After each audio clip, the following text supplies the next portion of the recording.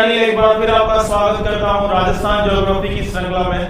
आज अपन जो पढ़ रहे थे नदियों का जो पार्ट अपन पढ़ रहे थे, तो वहां पर नेक्स्ट नदी अपन पढ़ने वाले हैं, चैप्टर को अपन आगे बढ़ाने वाले हैं। और आज अपन जो पढ़ने वाले हैं वो चंबल नदी।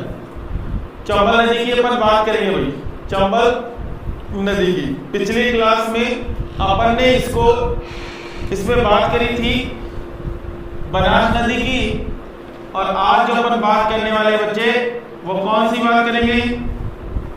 चंबल नदी की। बहुत इंपॉर्टेंट नदी है, और अगर पूरी नदी आपको समझ में आ जाती है तो एक कॉन्फिडेंस आपके अंदर आ जाएगा भाई, बहुत अच्छा सा कॉन्फिडेंस आ जाएगा।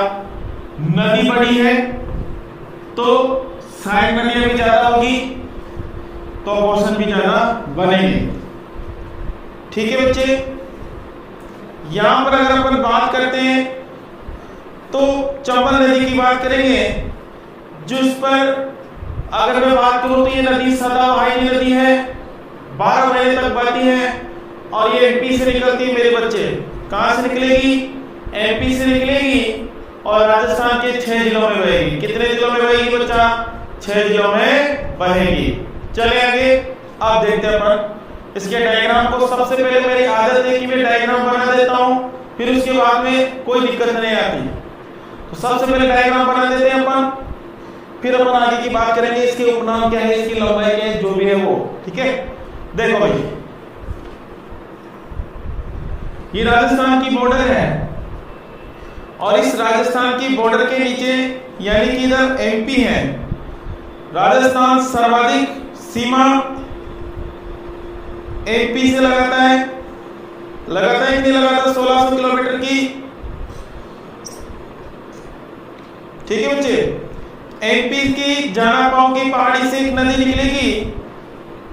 एमपी की जानापाव की पहाड़ी से एक नदी निकलेगी, और उस नदी की बात करूं तो वो नदी है चंबल नदी। सबसे पहले नदी के बारे में यानी कि नदी का बेसिक सा डायग्राम बनाऊंगा, मुख्य नदी का डायग्राम, और फिर उसके बाद अपन उसकी सहायक नदियों को मिलाएंगे। देखो भाई, यहां पर एक स्थान है जानापाव की पहाड़ी,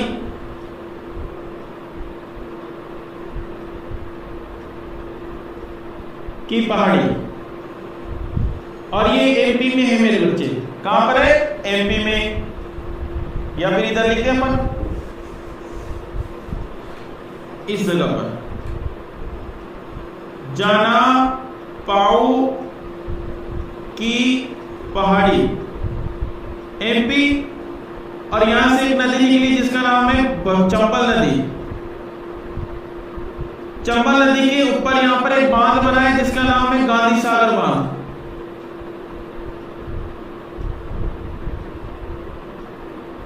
ये चंबल नदी पर एमपी के अंदर बना है, और चंबल नदी का सबसे बड़ा बांध है भाई। यहां से चंबल नदी राजस्थान में प्रवेश करेगी, और जिस स्थान पर प्रवेश करेगी वो है 84गढ़। चित्तौड़गढ़ में एक स्थान है 84गढ़।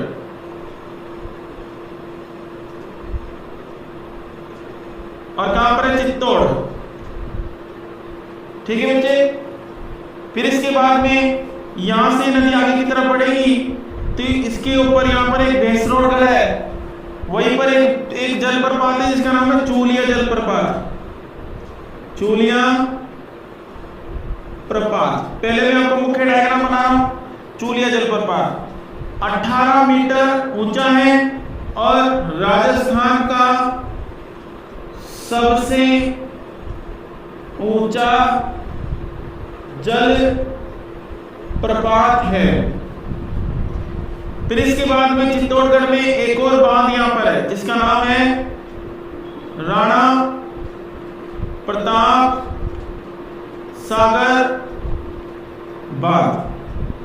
फिर इसके बाद में राणा प्रताप सागर बांध के बारे में बात करूं तो ये चंबल नदी पर स्थित है। चंबल नदी पर स्थित राजस्थान का सबसे बड़ा बांध कौन सा है? राणा प्रताप सागर बांध। चंबल नदी पर स्थित राजस्थान का सबसे बड़ा बांध कौन सा है? राणा प्रताप सागर बांध। कोई दिक्कत है क्या बच्चे? नहीं है ना? चलते हैं आगे। इसके बाद में नदी चित्तौड़ के बाद में पहुंच जाएगी कोटा में, और कोटा में इसके ऊपर एक बांध है मेरे प्यारे बच्चे, जवाहर सागर बांध। जवाहर सागर बांध। जवाहर सागर बांध के आगे जब अपन चलते हैं तो वहां से इस नदी पर एक बांध है जिसका नाम है Kota barrage. Kota barrage, Kota barrage के बाद ये नदी आगे की तरफ बढ़ेगी और बूंदी में पहुंच जाएगी, फिर सवाई माधोपुर, फिर करौली, करौली के बाद धौलपुर, और इस प्रकार से धौलपुर के बाद ये यमुना नदी में मिल जाएगी भाई। तो ये मुख्य डायग्राम हो गया, मुख्य डायग्राम हो चुका है। ठीक है, तो अपन मुख्य डायग्राम के बारे में लिखवा देता हूं, फिर इसके साइड नदियों के बारे में लिखवा दूंगा। ठीक है, चलते हैं आगे। लिखो, हेडिंग लगाओ चंबल नदी।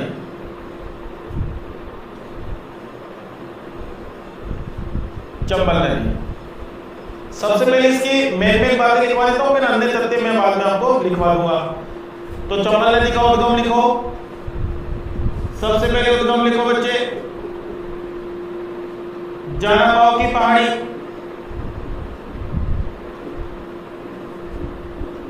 और ये कहां पर है? एमपी में। कहां पर है बच्चे? एमपी में। जानापाव की पहाड़ी कहां पर है? एमपी में। जानापाव की पहाड़ी कहां पर है? एमपी में। लिख लिया। विस्तार लिखो, विस्तार, विस्तार।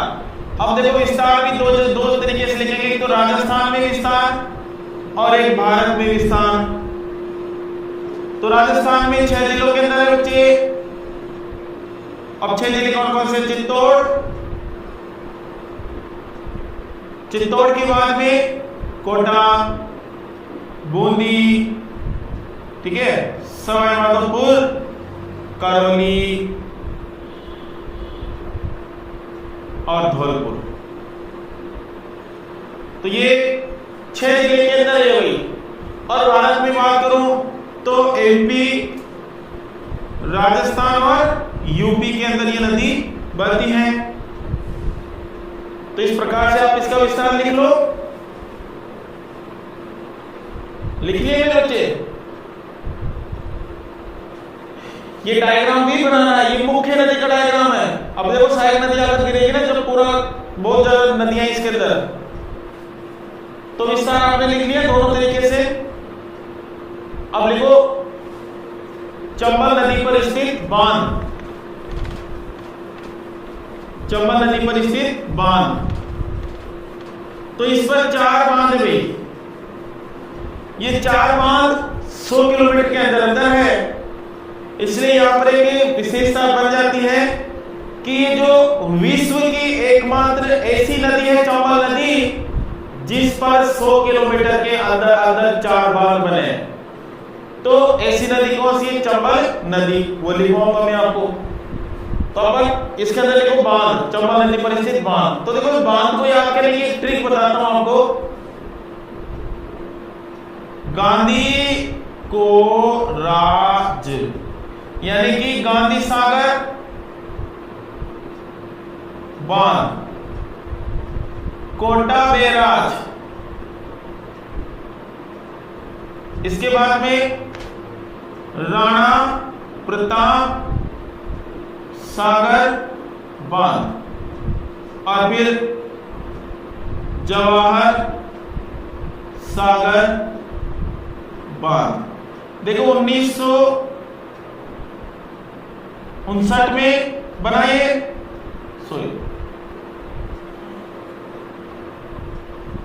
गांधी सागर बांध 1959 में बना, कोटा बैराज 1960 में बना, और राणा प्रताप सागर 1970 में बना, और जवाहर सागर 1971 में बना।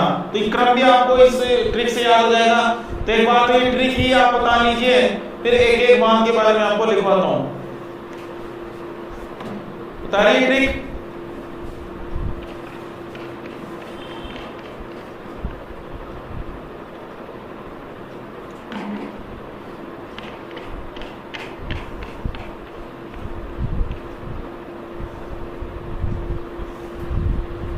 ठीक है, उतार लिया। अब चलते हैं आगे। पहला बांध रेडी लगा लीजिए, गांधी सागर बांध। देखो अपन कंसेप्ट भी पढ़ रहे हैं, अपन ट्रिक भी पढ़ रहे हैं और पूरा का पूरा डाटा भी पढ़ रहे हैं। अब क्वेश्चन कहां से बाहर जाएगा, जा ही नहीं सकता बाहर। अच्छे से नोट्स बनाइए और अपने करियर की शुरुआत बच्चे शानदार से करिए, ठीक है, और नौकरी लगकर दिखाइए। अब लिखो, इसके अंदर लिखो पहला गांधी सागर बांध लिखो बच्चे, और इसके बारे में लिखना कि यह बांध एमपी में स्थित है। गांधी सागर बांध लिखो, यह बांध एमपी में स्थित है। यह बांध एमपी में स्थित है, एमपी में स्थित है। फिर लिखो यह बांध चंबल नदी का सबसे बड़ा बांध है। यह बांध चंबल नदी का सबसे बड़ा बांध है। लिख लिया, यह बांध चंबल नदी का सबसे बड़ा बांध है। फिर लिखो राणा प्रताप सागर बांध। राणा प्रताप सागर बांध, और इसमें लिखिए यह बांध रावत भाटा चित्तौड़गढ़ में स्थित है। यह बांध रावत भाटा चित्तौड़गढ़ में स्थित है, ठीक है भाई। यह बांध राजस्थान में, यह बांध राजस्थान में चंबल नदी पर स्थित सबसे बड़ा बांध है। यह बांध राजस्थान में चंबल नदी पर स्थित सबसे बड़ा बांध है, ठीक है। यह बांध राजस्थान में चंबल नदी पर स्थित सबसे बड़ा बांध है। लिख लिया मेरे बच्चे, ठीक है। चले फिर लिखो जवाहर सागर बांध। जवाहर सागर बांध, फिर लिखो यह बांध कोटा में चंबल नदी पर स्थित है। यह बांध कोटा में चंबल नदी पर स्थित है। यह बांध कोटा में चंबल नदी पर स्थित है, ठीक है बच्चे, चंबल नदी पर स्थित है। फिर लिखो यह बांध कोटा में चंबल नदी पर स्थित है। फिर लिखो इसके अंदर दूसरा लिखो कोटा बैराज। लिखो यह बांध कोटा बैराज में, लिखो कोटा बैराज हेडिंग लगाओ, और इसमें लिखो यह बांध कोटा में चंबल नदी पर स्थित है। इस बांध से कोटा में सबसे ज्यादा सिंचाई की जाती है। इस बांध से कोटा में सबसे ज्यादा सिंचाई की जाती है, ठीक है भाई। इस तरीके से ध्यान रखना है। अब देखो, अब हेडिंग लगाओ चंबल नदी के उपनाम।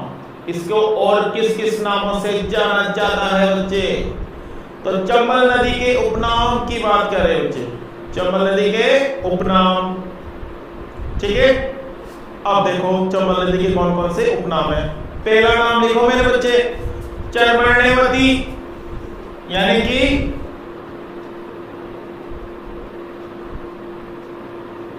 चरमर्णेवती। फिर लिखो बारहमासी नदी, यानी कि 12 महीने तक बहती है। राजस्थान की कामधेनु, इसी को कहते हैं, लिखो राजस्थान की कामधेनु। देखो कामधेनु गाय की नस्ल है भाई, और कामधेनु जो गाय है वो सबसे ज्यादा दूध देती है और सबसे ज्यादा पानी कौन देती है? चंबल नदी। इसलिए तुलना कर दी भाई ये हमारी कामधेनु है, ठीक है। आगे लिखो सदावाहिनी नदी भी इसी को कहते हैं, और इसी को कहते हैं मालव की गंगा। मालव की गंगा, मालव की गंगा इसी को कहते हैं बच्चे, ठीक है। फिर लिखो, विस्तार अपन ने लिख लिया, लिखो चंबल नदी की कुल लंबाई कितनी है? तो चंबल नदी की कुल लंबाई है 965 किलोमीटर। चंबल नदी की कुल लंबाई कितनी बच्चे? 965 किलोमीटर। 965 किलोमीटर चंबल नदी की कुल लंबाई 965 किलोमीटर है। चंबल नदी की कुल लंबाई 965 किलोमीटर है, लेकिन चंबल नदी राजस्थान में सिर्फ और सिर्फ 135 किलोमीटर बहती है भाई। राजस्थान में कितने किलोमीटर? 135 किलोमीटर। लिख लिया क्या? चले बच्चे? हाँ बिल्कुल। अब चंबल नदी की कुछ चीजें लिख लो, जैसे लिखो, देखो चंबल नदी भारत की दक्षिण से उत्तर की ओर बहने वाली सबसे बड़ी नदी है मेरे बच्चे। चंबल नदी भारत की दक्षिण से उत्तर की ओर बहने वाली सबसे बड़ी नदी है। लिख लो, चंबल नदी भारत की दक्षिण से उत्तर की ओर बहने वाली सबसे बड़ी नदी है।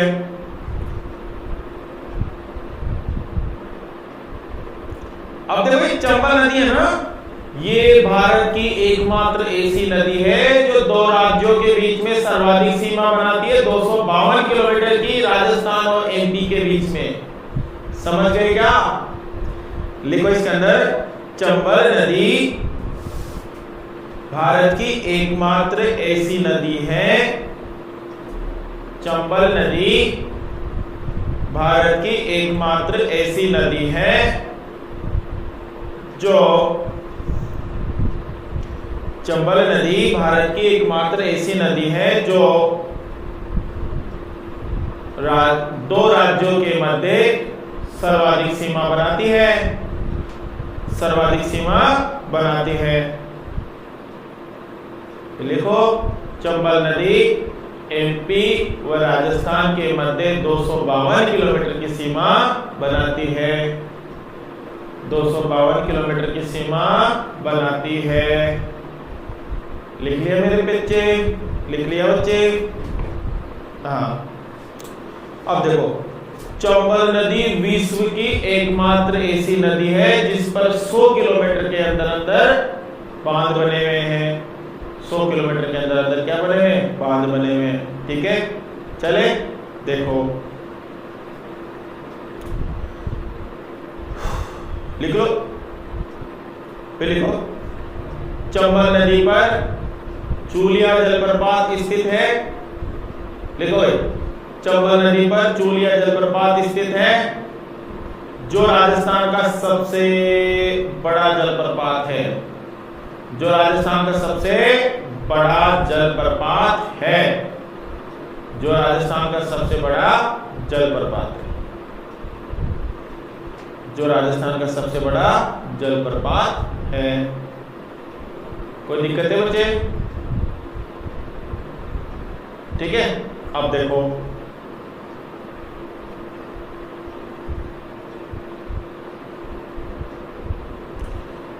चले देखो भाई, ये थी। अब देखो, चंबल नदी अवनालिका प्रदान करती है, यानी कि बिहाड़ भूमि का निर्माण करती है।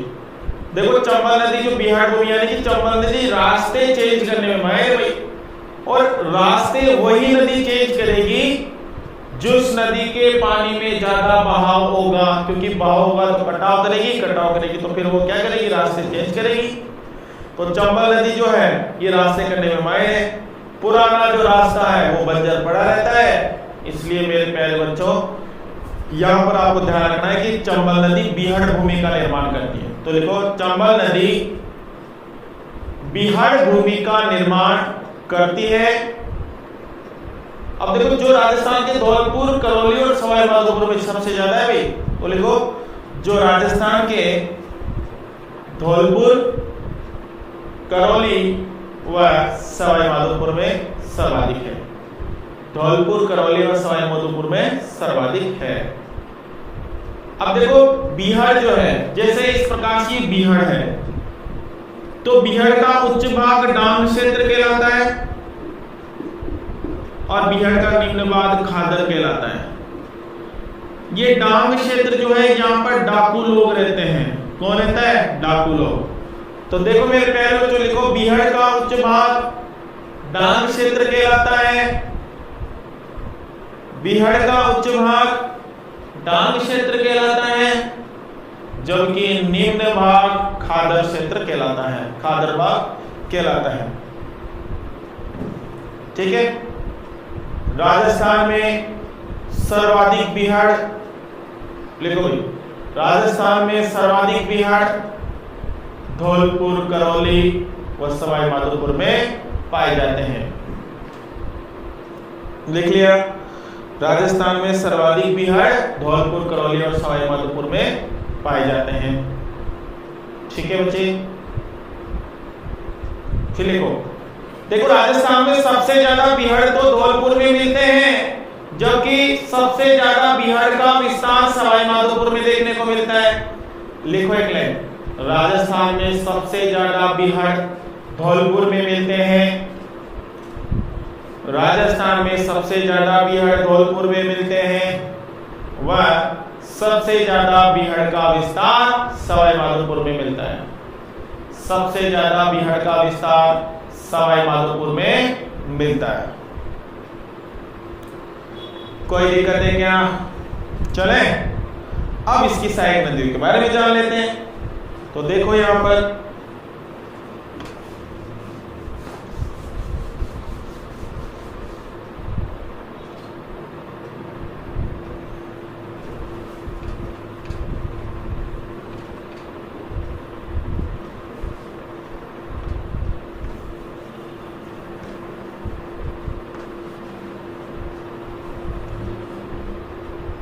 ठीक है भाई, चले आगे। तो लिखिए, हाँ देखो सहायक नदियों की बात कर रहे हैं नहीं कर रहे? तो हेडिंग लगाइए, हेडिंग लगाओ बच्चे, चंबल नदी की सहायक नदियां, चंबल नदी की सहायक नदियां। ठीक है, चंबल नदी की सहायक नदियां।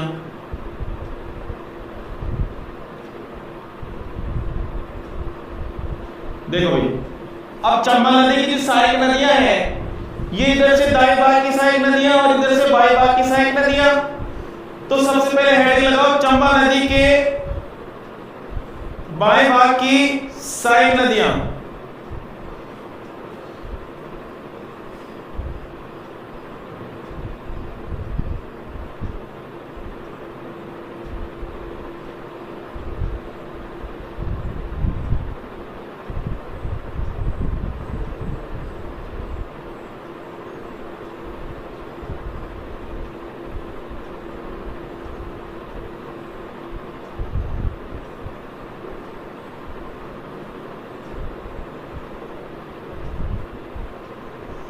ठीक है भाई। तो देखो ये तो होगा दायां भाग, ये हो गया बायां भाग। तो अपन बाएं भाग की पहले पढ़ लेते हैं, फिर दाएं भाग की पढ़ लेंगे, कोई बात नहीं है। देखो भाई,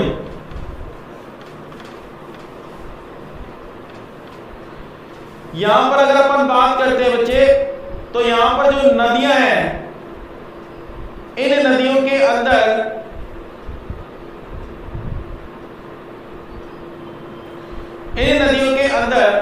यहां पर एक नदी, इसकी सहायक नदी बनास नदी, जो खमनौर की पहाड़ी से आती है, जो अपन ने पढ़ी थी लास्ट क्लास में, खमनौर की पहाड़ी, और वो है राजसमंद। और यहां से एक नदी आती है और ये सवाई माधोपुर में चली जाती है, इसका नाम है बनास नदी, बनास नदी। और इधर से एक नदी आएगी बूंदी से और उसका नाम है सीप नदी। ये इधर बनास, सीप और ये चंबल, तीनों मिलकर यहां त्रिवेणी संगम बनाएगी और जिस स्थान पर बनाएगी रामेश्वरम नामक स्थान में। और ये खंडार तहसील में सवाई माधोपुर। ठीक है बच्चे, अब देखो लिखो बनास नदी, यह नदी खमनोर की पहाड़ी से निकलकर, यह नदी खमनोर की पहाड़ी से निकलकर, लिखो भाई बनास नदी लगाओ, उसमें लिखो यह नदी खमनोर की पहाड़ी से निकलकर रामेश्वरम सवाई माधोपुर में चंबल नदी में मिल जाती है। रामेश्वरम सवाई माधोपुर में चंबल नदी में मिल जाती है और त्रिवेणी संगम का निर्माण करती है। और त्रिवेणी संगम का क्या करती है? निर्माण करती है। फिर लिखो सीप नदी है, लगाओ सीप नदी, और इसमें लिखो यह नदी बूंदी से आती है और सवाई माधोपुर रामेश्वरम नामक स्थान पर चंबल नदी में मिल जाती है। सवाई माधोपुर रामेश्वरम नामक स्थान पर चंबल नदी में मिल जाती है। ठीक है, ये आपको ध्यान रखना है। फिर मेरे प्यारे बच्चे यहां पर एक नदी आएगी बिजोलिया के पठार से,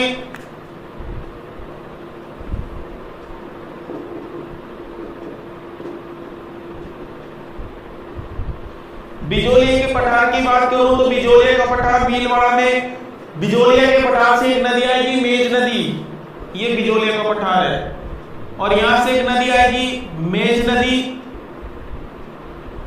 और मेज नदी बूंदी में जाएगी और चंबल नदी में गिर जाएगी।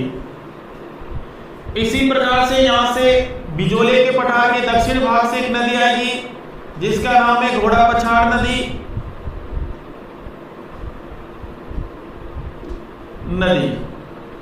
ये बिजोलिया के दक्षिण भाग से निकलती है और बूंदी में जाकर मेज नदी में मिल जाती है। बूंदी में जाकर कहां मिल गई बच्चे? मेज नदी में मिल जाती है। लिखा जाता एक नदी यहां से आएगी बूंदी से और उसका नाम है मांगली नदी, और मांगली नदी यहां पर आती है और ये भी बूंदी में ही चली जाती है और ये नदी मेज नदी में गिरकर जाती है। तो लिखो मेज नदी, उद्गम लिखो मेज नदी में, बिजोलिया का पठार, मेज नदी का उद्गम लिख लिया, बिजोलिया का पठार। फिर लिखो यह नदी बूंदी में, यह नदी बूंदी में चंबल नदी में मिल जाती है, यह नदी बूंदी में चंबल नदी में मिल जाती है। और बूंदी में किसान है लाखेरी, वहां पर जाकर मिलेगी। ठीक है बच्चे, फिर लिखो मांगली नदी,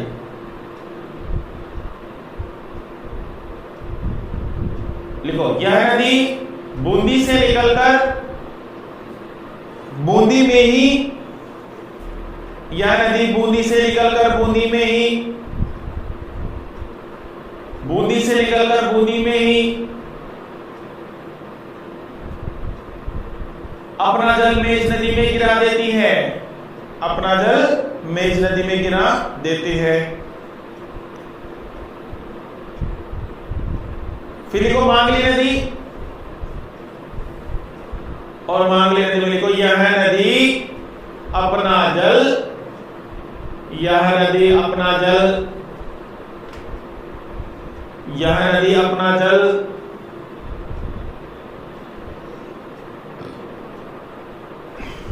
यह नदी अपना जल बूंदी में मेज नदी में गिरा देती है। अब देखो एक नदी आएगी बावनी नदी, यहां पर है चित्तौड़ में, किस स्थान है भाई? हरिपुरा।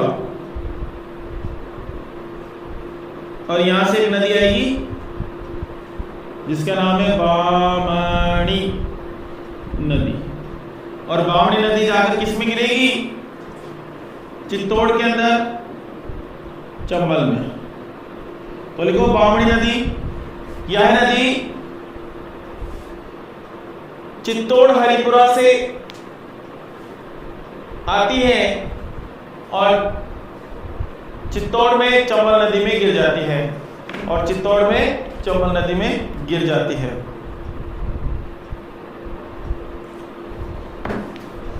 ये आपको इधर की सहायक नदियां हो गई।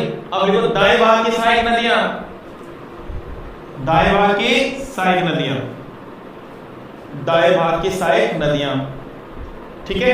लिखो ये राजस्थान की बॉर्डर है, यहां से यहां पर एक पहाड़ी है, देवास की पहाड़ी, और एमपी में देवास की पहाड़ी। यहां से एक नदी आती हुई, वो है काली सिंध नदी,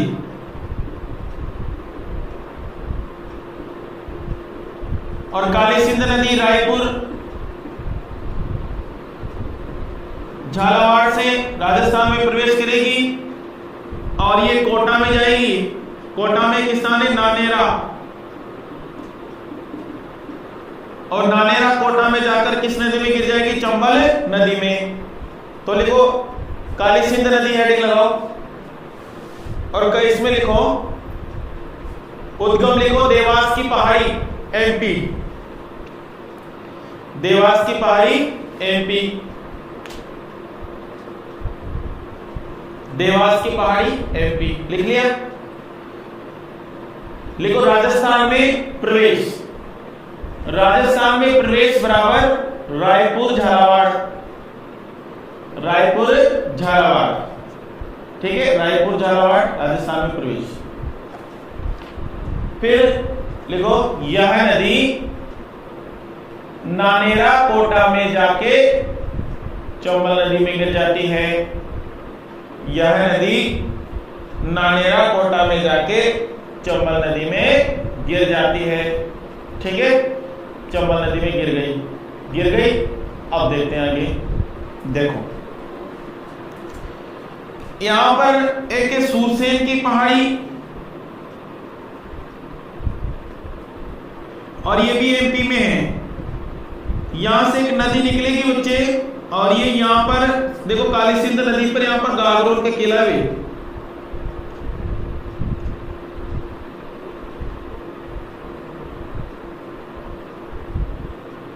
और गागरोन के किले के अंदर जाकर गिरती है, ठीक है बच्चे। और इसका नाम है आहू नदी, आहू नदी, ठीक है। तो लिखो आहू नदी, हेडिंग लगाओ आहू नदी, और इसमें लिखो सूरसेन की पहाड़ी एमपी, उद्गम लिखो सूरसेन की पहाड़ी एमपी, सूरसेन की पहाड़ी एमपी, सूरसेन की पहाड़ी एमपी। फिर लिखो यह नदी, यह नदी सूरसेन की पहाड़ी एमपी, ठीक है। यह नदी अपना जल गागरोन का किला काली सिंध नदी में गिरा देती है, यह नदी अपना जल गागरोन का किला काली सिंध नदी में गिरा देती है। लिखा बच्चे? चले आगे। अब देखो यहां पर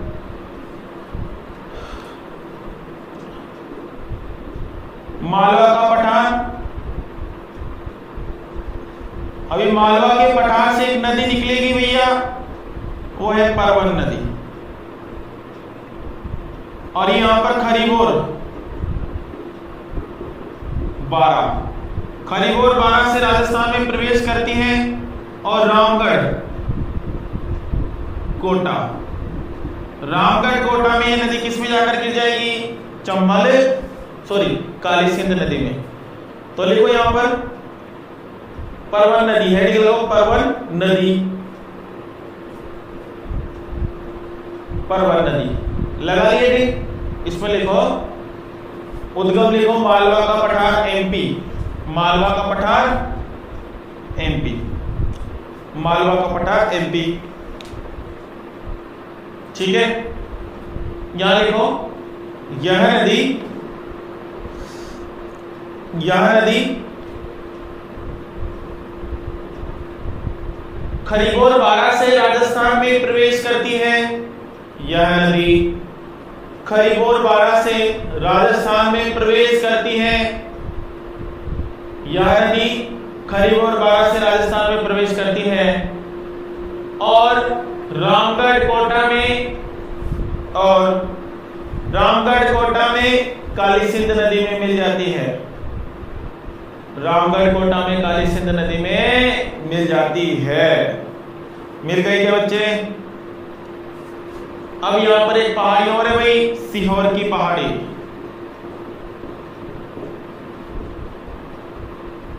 ये भी एमपी में है। यहां से भी एक नदी निकलेगी और वो नदी है पार्वती नदी। करीहट बारा से राजस्थान में प्रवेश करती है और कोटा में एक स्थान है बच्चे, उसका नाम है पालिया कोटा। वहां जाकर चंबल नदी में गिर जाती है। ठीक है, तो पार्वती मैया करीहट पालिया कोटा में जाकर शिव जी को, ट्रिक बढ़ गई अपनी जबरदस्त। पार्वती मैया ने करीहट और पालिया कोटा में जाकर शिव जी को, मान लो लिखो है लगाओ परवन नदी, परवन नदी इसमें लिखो, सॉरी परवन नदी नहीं पार्वती नदी, सॉरी पार्वती नदी लिखो। उद्गम लिखो सीहोर की पहाड़ी। अब तो आपको सब लिखना आ गया। सीहोर की पहाड़ी एमपी, सीहोर की पहाड़ी एमपी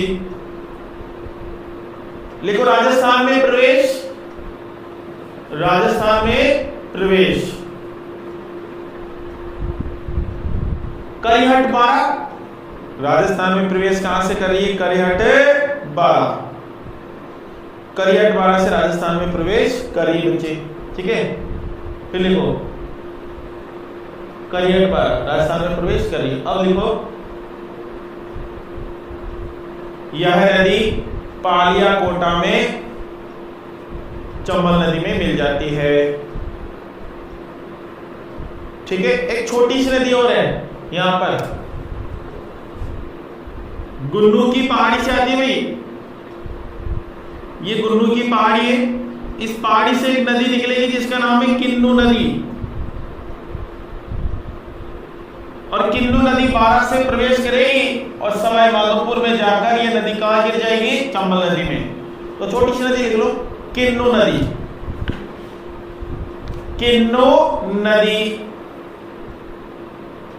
और यहां पर एक लाइन लिखो, उद्गम लिखो सबसे पहले, और उद्गम में लिखो गुन्नू की पहाड़ी एमपी, गुन्नू की पहाड़ी एमपी। फिर लिखो यह नदी बारा से राजस्थान में प्रवेश करती है और सवाई माधोपुर में चंबल नदी में मिल जाती है। ठीक है बच्चे, तो इस तरीके से अपनी कंप्लीट ये नदी होती है। आप इस नदी का एक बार डायग्राम बना लीजिएगा, पूरी नदी आपको समझ में आएगी, जरूर आएगी। मेहनत करनी है थोड़ी सी। ठीक है भाई, तो ये पूरा डायग्राम आपको बनाना है। इसी के साथ अपनी चंबल नदी यहां पर समाप्त होती है। ये डायग्राम आपको बनाना है सबको। और नेक्स्ट क्लास में अपन माही नदी के बारे में पढ़ेंगे। ठीक है, तो वहां पर आप माही नदी के बारे में डिटेल से चर्चा अपन करेंगे। तो तब तक के लिए जय हिंद, जय भारत।